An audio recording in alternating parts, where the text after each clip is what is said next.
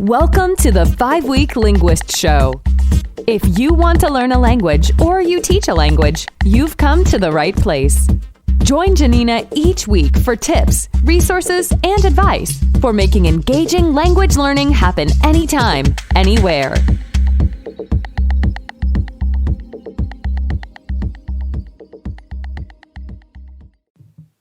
Welcome to the 5-Week Linguist Show. This week, I want to share with you my amazing guest, Dr. Tamara Walker. She's doing some amazing work. She's a professor of history, published author. She's published numerous times in The Guardian, and she's got a couple of books coming out with, I believe, Crown next year. Brilliant woman, and who's doing amazing work in the world. And I'm just going to let the interview speak for itself. We're going to put some links. She talks about her foundation and the amazing work that she's doing and how we can help out. Again, thank you for listening. Welcome to the 5-Week Linguist Show. This week, I have a guest who has some amazing projects going on and writing and books, and there's so much to talk about. This is Dr. Tamara Walker, yes? Yep. Okay, and can you tell us a little bit about yourself and your teaching? Sure. Yeah, so I am a professor of history. I teach Latin American history at the University of Toronto, and I also co-founded and co-direct a nonprofit called The Wandering Scholar, which is focused on making international education opportunities accessible to high school students from low-income backgrounds. And those are kind of related pursuits, my sort of day job and the nonprofit, since I wouldn't have become an historian of Latin America had I not had an early experience of travel in high school when I went to Mexico. And it really changed the course of my life. It led to me studying abroad in college and pursuing the career that I have now. So it's with that in mind that I, along with my partner, Shannon O'Halloran Keating, decided to found this organization to make those experiences available to students like us.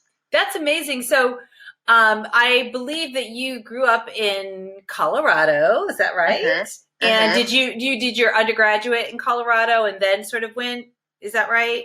No, I did my undergraduate in Philadelphia. I went to the University of Pennsylvania for undergrad. Oh, so nice. From the time I turned 18, I left home. Okay. And, has continued to just be away from Colorado.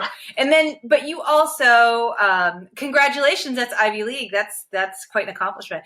Did you tell me that you studied in Mexico as a high school student? Is that right? And this is kind of what everything, can you tell us about that, please? Yeah. So I went to this high school that had an interim program, is what they called it. Mm-hmm. And it was basically a way to spend spring break doing something productive or constructive. And so students had the chance to either work at a shelter, a homeless shelter, or domestic violence shelter, to do different types of community service projects, to hone their interest in theater or the arts, or if they had taken language classes, to study overseas. And so my first year of the program, I was able to go to Mexico, and then I studied French the next year, basically, to be able to go on the class trip to Paris and to Lyon. So it was through this amazing program that my high school had offered that had I not gone to that school and not gotten a scholarship to go to that school, never would have had those opportunities, because I, started out at a public school in my neighborhood in Denver that didn't even have language classes, much less these kinds of programs. Really? Yeah, so it just was a completely different world, and a completely different world of opportunity. And I happened to be able to experience it and create the life that I have now because of it. So that was very much the idea behind The Wandering Scholar, just sort of recognizing that it's not for lack of ability or interest in these sorts of experiences, but for lack of opportunities, especially for low-income students who bring a lot to the experience, too. That was kind of the idea behind The Wandering Scholar, that we recognized that low-income students, many of whom are first-generation American, or who will be the first generation in their family to go to college, have a resilience and life experiences that only make cross-cultural exchanges richer, that they bring a perspective to their host countries that a lot of students from more privileged backgrounds don't have, that allow them to connect with people in their host cultures differently and on a deeper level. And so we're very much a scholarship program, right, that creates the financial conditions for students to travel. But part of the understanding is that they also bring something really impressive and powerful to the table. It's not like an act of charity that is making them have these experiences, but a recognition that they are the exact folks that need to be experiencing these trips and representing the U.S. when they travel. Can I ask, have you do you ever speak at any of the, I always come to everything with the lens of language, even though language and culture is completely linked. So those are a lot of the organizations that I have a lot to do with. Organizations like ACTFL and AATSP, where you have a lot of contact with teachers and people who would be basically huge fans of what you would be doing. I would have been a fan had I known about this before, kind of recently when I got a chance to read this excellent article that you wrote. I wouldn't have known about that. And I read all the news, everything that comes to me, because I'm really interested in that. And I think that most foreign language teachers are, we want to support this for so many kids. So yeah, that's such a good idea. And no, because we had, for our first couple of years, we've been around for 10 years at this point. And for the bulk of our life as an organization, we have had partners who kind of promote the work we do to students who come to them, the travel partners that we work with, Smithsonian Student Adventures, and Where There Be Dragons. And they already kind of have a built-in base of people who are interested in their programs. And usually what happens is that they send students our way who are interested in the programs but can't afford to participate in them. And we've done a little more and more each year of recruiting our own students and working with particular schools and particular cities. But we're still trying to kind of reach those students who are interested in foreign languages but might not think of travel as something that is in the cards for them, right? And convince them that that is something very much that they can take advantage of. And so that's such a great idea, just to reach out to the teachers that would be able to then put us in touch with the students who we want to apply to our program. You're an outstanding writer, and they do publications online, both, and that outreach to teachers. So, I'll send you some links to those organizations. What can you tell us about where some of the students have gone and what some of the projects have been? Yeah, so one of the components of our program is not just that we provide scholarships to students, but that we expect that they will create what we call documentation projects. And it's basically a research project that the student takes on in their host country, with the idea being that they treat their host country as a site of knowledge, right? And a place that can help them better understand a topic from history or a social issue or something related to food and culture that they're interested in. And so prior to their trip, during our pre-departure curriculum, we have the students kind of identify the topic that they're interested in and start to think about what they need to know, what they need to read, who they need to talk to in order to carry out their documentation project. Part of the idea for that too is that so much of the youth travel landscape is, or for a long time pre-COVID, was dominated by service travel, where students would take trips to communities where they would participate in community service projects, building playgrounds, schools, things like that, working in community centers and things of that nature. And, I have critiques of that model, and yet that is such a fundamental kind of part of how people and young people especially experience travel. And so our thinking behind the documentation project was to add a different kind of element of that relationship. So it's not just that you think of travel as an opportunity to serve other communities, especially considering how complex those issues tend to be, but that you can think of the places you travel as places as I mentioned, as sites of knowledge, right? As places that have something to teach you, and not just this kind of generic notion of people being poor but happy and things like that often become the lessons that people take away from those experiences, but something deeper and more profound and more reflective of a different type of engagement than one that's just focused on service. So with all of that being in the background, we have sent students to Costa Rica, where, for example, one student created recipes based on what her host mother had prepared for her while she stayed with her, and all the stories that the host mother told about how she learned to cook these things with her mom and her grandma and the occasions they would serve certain meals at. We have sent students to Peru. We had one student who went to Peru and had kind of already been interested in poetry and spoken word poetry. And basically his documentation project was kind of to be, it was unstructured, and it was basically to kind of be inspired by this place and let his experience kind of shape his art. So he produced a lot of poems around his experience in Peru. And then we more recently last summer, which was the most recent summer of our programming, because for obvious reasons we don't have students traveling this summer. We had one student go to Peru again for 1 month and one student go to Senegal for 1 month. And the student who went to Senegal is a high school athlete and really interested in soccer. So he did a documentation project based on soccer and like the culture around soccer uniforms that people wear, for their favorite players and things like that, and the styles that they emulate that their favorite players wear, like their hairstyles and things like that.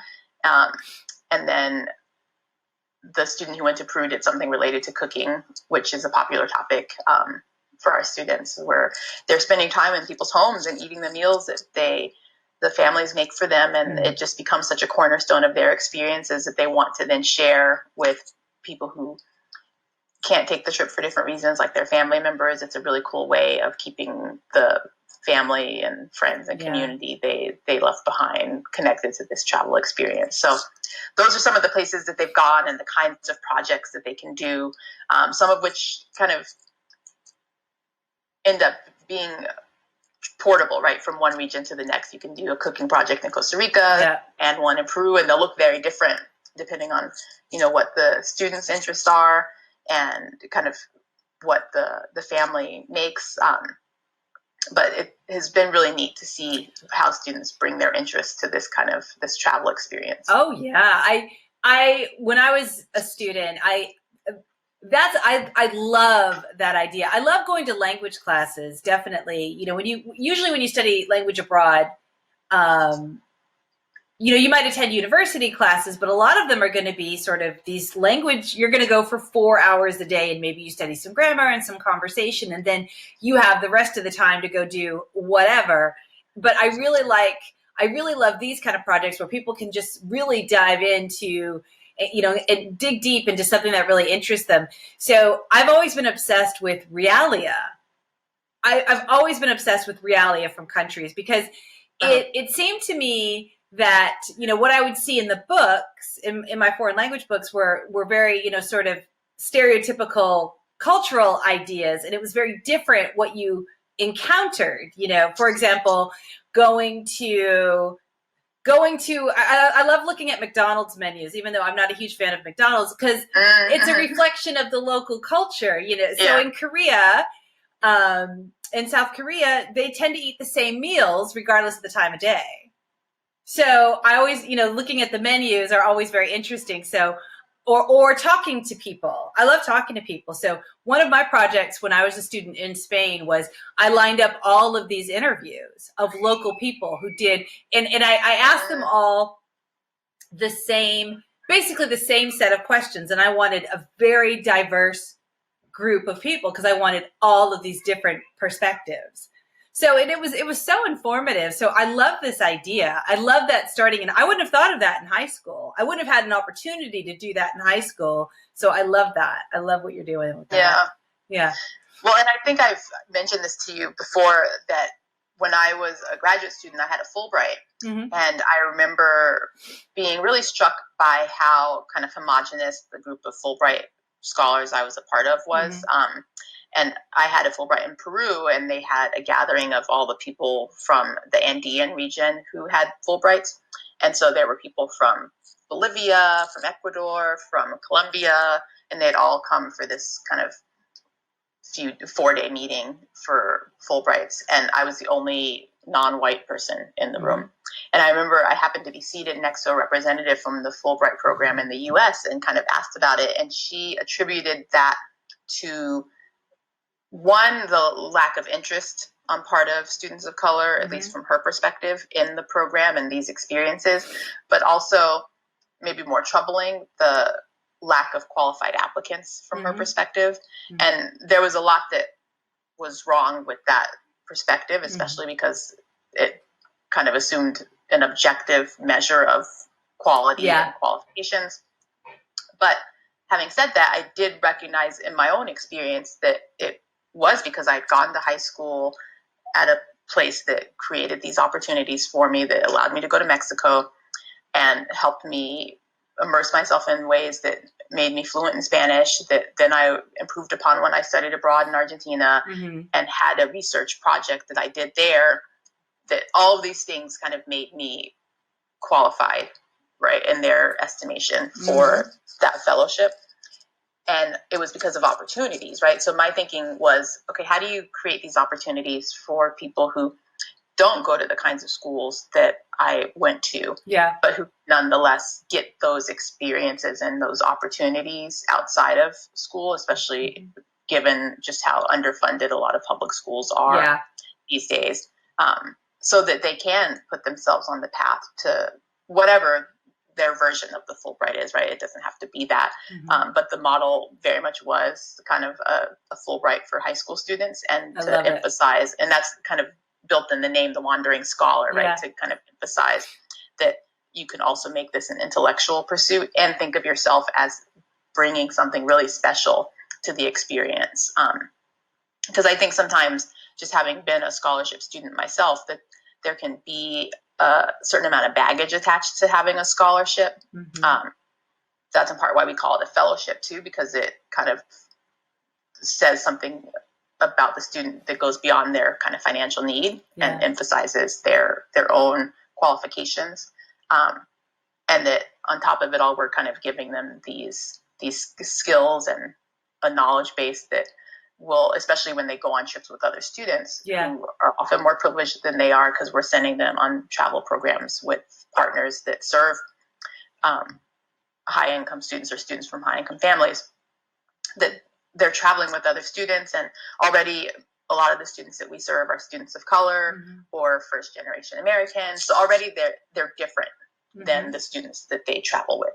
And that difference can often lead to feeling insecure and out of place because they don't come from money, because they're not part of the dominant group. And so here we're giving them something really special and something that sets them apart in a really meaningful way, that makes them leaders, where they have done a lot of reading and preparation prior to the trip, so that they come kind of knowing a fair amount more than their counterparts. And so it just gives them an edge and something to be proud of about their experience and having received this fellowship in the first place. So I think I got away from your question. No. It was all it's really interesting. And I just thought of another question while you were talking. So again, I am so biased with my language lens, but I mean, they could go to English speaking countries and do this as well, couldn't they? So it's not just a language experience. Yeah, no, absolutely. Especially because the goal is to kind of better understand the culture and to learn something about the culture.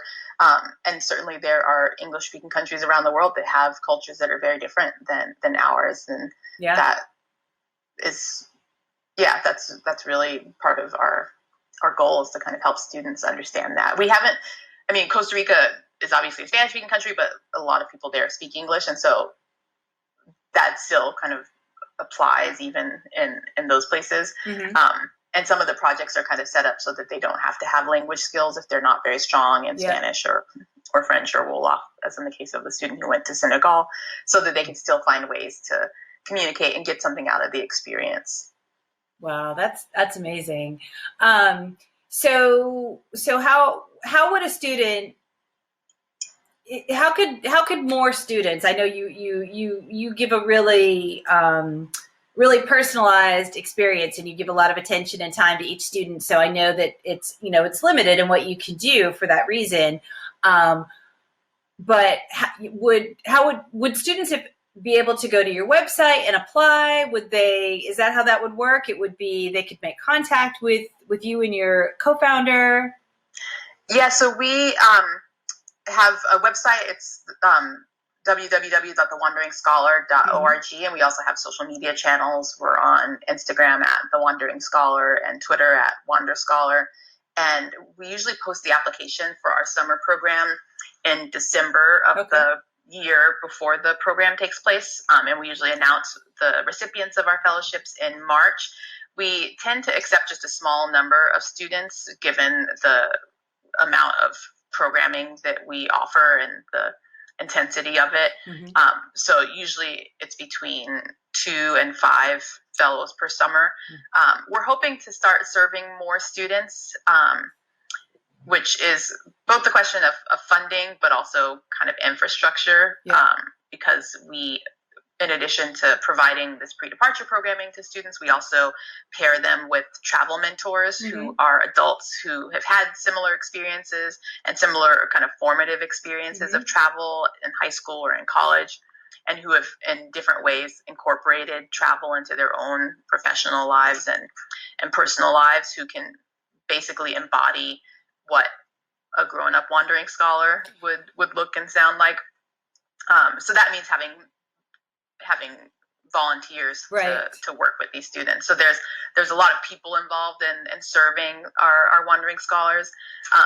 We're also hoping at some point to spread our curriculum to other kind of corners, to maybe high school programs that want to send their students on trips, and other travel programs that can implement even for their own students, whether they're receiving scholarship support or not, this kind of model. So that's kind of the idea, to kind of build the number of students that we serve in our own programming and also reach other students through our curriculum. So that's, as we enter our 10th year, is kind of a direction we're hoping to go in. Can I ask you, and I know we've talked about this before, but just to be really clear, I thought it was really interesting, your story about how your experience abroad, your language classes, I think, led you to an opportunity to go abroad, and then the going abroad led you to exactly what you're doing right now. So could you just fill in a little bit of the blanks for us if we didn't, you talked about Cuernavaca. I thought that was really interesting. And then that led you to Peru, and then the major focus of your research and your studies. Yeah, so in high school, it was my sophomore year that I was able to do this program in Mexico. And there was just something about that experience. I had a really amazing Spanish teacher who just instilled a love, not only for the language, but for the culture and the literature of the Spanish-speaking world. So I knew that no matter what I did with my life, I wanted to continue to study Spanish and Spanish-speaking cultures. So then when I went to college, I majored in Spanish and Latin American studies. Eventually, I ended up being a history major, but the idea above all else was to study Spanish so that I could study abroad, because I just kind of made all these decisions based on where I could travel. So I ended up studying abroad in Argentina. And in part, that was because I was part of a program that wouldn't have allowed me to spend more than a semester away from school. So I had this idea that I was going to go back to Mexico for a semester with my college roommate and then do a semester in Spain. But I could only go to one place, and what better place, at least in my mind at the time, but the so-called Paris of the Americas, which is what Buenos Aires was. Because it was kind of a little bit of both things, Europe and Latin America. So I went there and honestly had a really horrible time. Really? Yeah. Especially because when I went, this was 98, 99, and it was a very particular moment in that country's history where they hadn't really acknowledged their own history of racism, their history of slavery, of African slavery. So I stood out as a Black person in this place. Wow. And got stared at a lot and got catcalled and a lot of innuendo thrown my way, because there were a lot of assumptions that Black people and Black women in particular in Argentina were from Brazil and there to work as prostitutes. That was just the kind of default, unquestioned assumption. My host mother, who was really lovely and really warm and welcoming, would explain that to me, and she just didn't kind of question that assumption, just the kind of racist and sexist assumptions that were wrapped up in assuming that. So it was really difficult. But what I was also doing there was research. I was part of an undergraduate program, and a component of the program I traveled on, it was through Butler University, that allowed us to take on independent research projects. And so I did one on kind of multicultural education in Argentina. I was just curious to know how people talked about the history of race and racism in Argentina. And what I found was that whenever they talked about racism, they were talking about the U.S., that the U.S. was kind of this model, for good reason, because the U.S. has a really dark history of racism and of institutionalized racism and segregation that a lot of places around the world understandably kind of hold up as a model of what not to do to your citizenry. But it was strange to me that in a country that had its own history of anti-Semitism, there had been a bombing of a synagogue in Buenos Aires, I think the year before I got there, and I was experiencing racism, that it was still this narrative that kind of treated racism as a problem that only existed in the U.S. and not in its own context. So that led me to eventually kind of pursue, I went to graduate school for a PhD in history with the idea of kind of studying race and racism in Argentina. I ended up changing course and studying the history of slavery in Peru, but now I'm kind of going back to Argentina and thinking about some of the same questions I had when I was an undergraduate. But that was very much the experience, even for as difficult as it was, that made me want to kind of know more and do more and just do more thinking around these questions of race and racism in Latin America. So that's what I ended up doing in graduate school, and writing a book on slavery in Peru and doing other types of scholarly inquiry into these subjects. But so that's the long and short of it. You brought up an important point, though, that as amazing and wonderful as travel is, it can be, aesthetically and to your senses and to your mind, there's also, you learn just as much, if not more, from the types of experiences that you're talking about that you didn't expect to have, so that's really interesting. Yeah. And yet, for as much as it was really traumatizing in the moment, and there were so many times I wanted to go home during my semester there and would call home crying, it was really a powerful experience, in part because it, one, brought me closer to my grandparents, because my grandfather was born in Alabama, served in the military, had been stationed overseas, and had lived in Austria at a point with my grandma and their two oldest kids. And this was in the 1950s. And I remember telling him a story about something that had happened to me on the way to call him, because this was in the dark ages where we didn't have cell phones, and we had to go to these places called locutorios to make phone calls. And so I was walking to one, so I was, doing what I usually did, which was walk to the one that was in my neighborhood, and had a really upsetting experience. So I told my grandfather about it when I had called home to talk to him, and it opened him up to sharing some of his experiences in Austria. He said he remembered that people would ask if they had tails, if Black people had tails, just based on what little they knew about Black people and what they were getting out of the U.S. in terms of its really offensive depictions of Black people in that time. So it brought us closer together, and connected me to an experience that I think, because I was so young, I would say that grandparents are wasted on young people, because we end up being so self-absorbed that we don't always ask them the questions that kind of bring us a deeper understanding of where they came from, and then History. in turn where we came from. Yeah. Right. So like there was so much about his life that I just didn't know, and still don't know, right? Because he died when I was in graduate school. But in those moments, I really came to understand just what incredible experiences he had. Mm-hmm. And that was something he and I had in common, right? Like he had traveled obviously because of his military career, and I was under very different and obviously more privileged circumstances in my travels, but it ended up being a really special part of our relationship, just being able to share our travel experiences together and ask him more about his life overseas.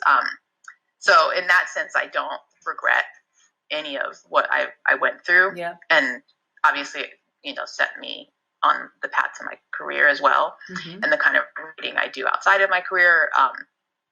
And I'm sure we'll get to this, but I am working on a book on the history of African Americans abroad. Yes. And that very much came out of those early experiences, my personal experiences, my conversations with my grandfather, the recognition that came that our experiences were part of a larger history and Mm-hmm. weren't just individual experiences, but more collective ones. So that's something that I don't think I would have had the same relationship to travel and the same kind of thought processes had it been a more pleasant experience. You don't wish bad things on yourself or on anyone, but so much came out of it that there's no way I would have done anything differently. That's so interesting. I think you're the first person I've ever heard say, I told you that my sort of bucket list trip, I wanted to go to, over to Colonia and to Buenos Aires. And it was, I had the best Airbnb, and it was just like, this thing that I had wanted to do. And, the last I've had, just this, I can't believe this is actually going to happen. And of course it didn't. And, and I still feel very lucky with my circumstances and all of that, but it's just, wow, that's really, it's just not a perspective I would have. This is not what I would have imagined everyone else I know who has studied in Argentina. This is the first time I've heard a story like this. Yeah. And I think, it was a moment in time too. I went back to Argentina last summer and I had an incredible experience. And in part it was because I understood how different it was in summer 2019 than it was in summer 1999, in part because there have been there's a lot that's happening internally, but there's also been a lot of immigration from West Africa, from Senegal in particular. And there was already kind of a growing awareness on part of a lot of people there of their own history and need to kind of reckon with that history. Yep. So all of that kind of combined to mean that I didn't stand out nearly as much as I had before. Wasn't getting stared at in the same way. And, you're also a different person 20 years after you kind of experience something. So all of that just made for such a lovely experience. So, and again, I don't think I would have appreciated that place either. And like the place that it is now and that it was, last summer, had I not had the experience I had when I was in college. So all of that together has just kind of been meaningful. So for people who would like to, donate, contribute, mentor, we're going to put a link in the show notes so you can do that. So I think there'll be maybe 2 separate links. And so I know you have a donate URL. You told me about that. And then another one, just the general site. So if people are interested in maybe, know young people who would be interested in this kind of thing, or they could, perhaps contribute through mentorship or, okay. Yeah, absolutely. And I was just going to add to that, the mentorship angle, because I know that especially in our current moment, people have a lot of financial concerns and worries, and no one can travel anyway. So it's hard to get people too enthusiastic about contributing to an organization that's focused on travel.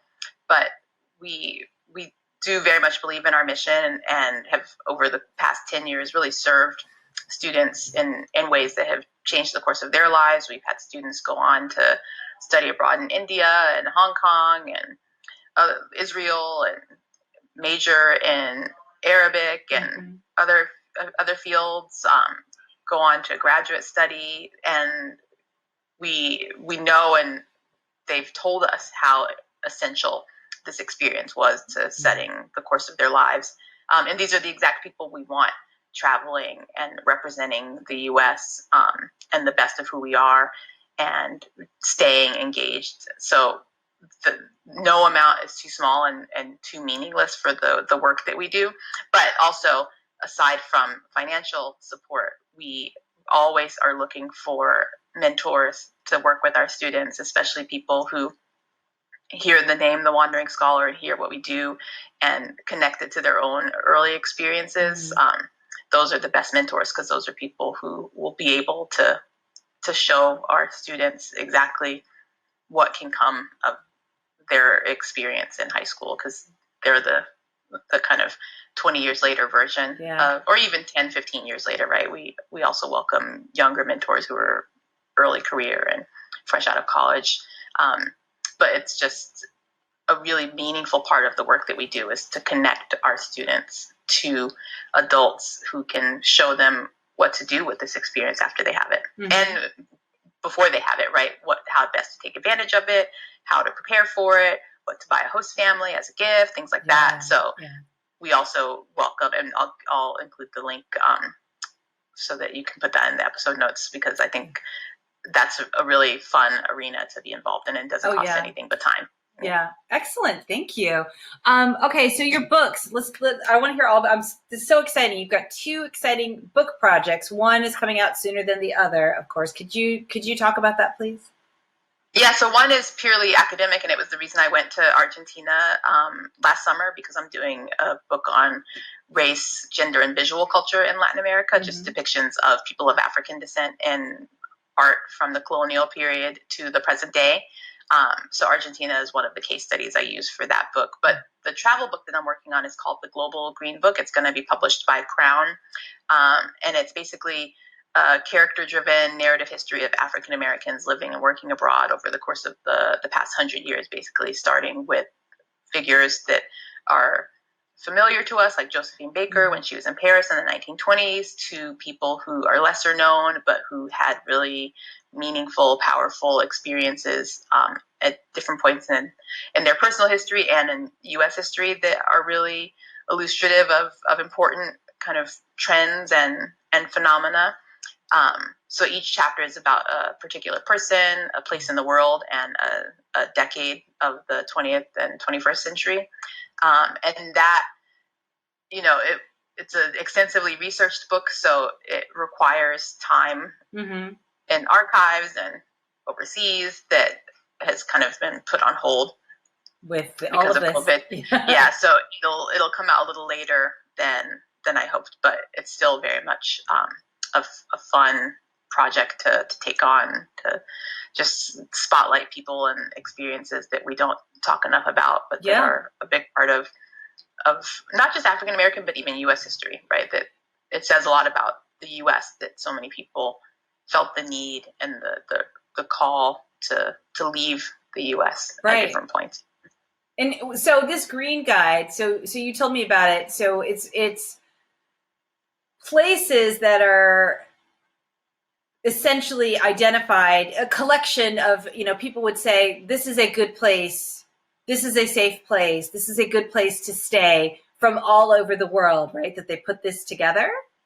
Right. So the title of the Global Green Book is kind of a play on the Green Book, which was a collection of guides, as you mentioned, that dated back to the 1930s, when a man named Joseph Green he was a mail carrier and had spent time traveling and having really traumatic experiences of traveling within the U.S., where he was pulling up to hotels that would turn him away because he was Black, or road stops, rest stops, restaurants, things of that nature. So what he did was collect a list of places where Black motorists, it was called the Negro Motorist Green Book, where Black motorists driving around the U.S. would be able to consult and know that they would be welcome at these hotels and restaurants and rest stops.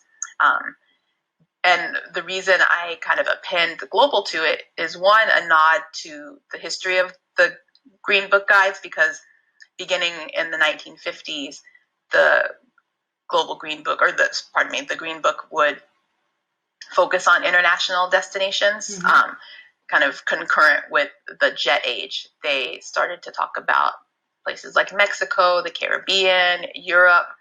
So there had always been, at least in the kind of the life of this Green Book and in the history of African American travelers, a global bent. And so what the title of my book does is kind of acknowledge that history, both within the Green Book itself and within the African American kind of traveling tradition, that it wasn't just confined to the U.S., that it was always kind of focused outward, for reasons that we can imagine, right? Mm-hmm. That people were seeking opportunities overseas that they couldn't find in the U.S., seeking comforts and freedoms and dignity that they couldn't find in the mm-hmm. U.S. So it's meant to kind of capture all of those things. Wow, so interesting. Thank you so much. This has been so informative. Thank you. I'm so excited to read your book, by the way. I can't wait to sometime next year, right? You know, I know all the dates, everything has been, this pandemic is really, everything seems to be up in the air right now. So yeah. So I guess if we're lucky, late 2021, but most likely early 2022. But I'll be happy to come back and chat with you when Excellent. It goes down. Yes. Please do. Thank you so much, Tamara. My pleasure. Thank you for listening to the 5-Week Linguist Show with Janina Klimas. Join us each week here and visit us at reallifelanguage.com/reallifelanguageblog for more resources for learning and teaching languages.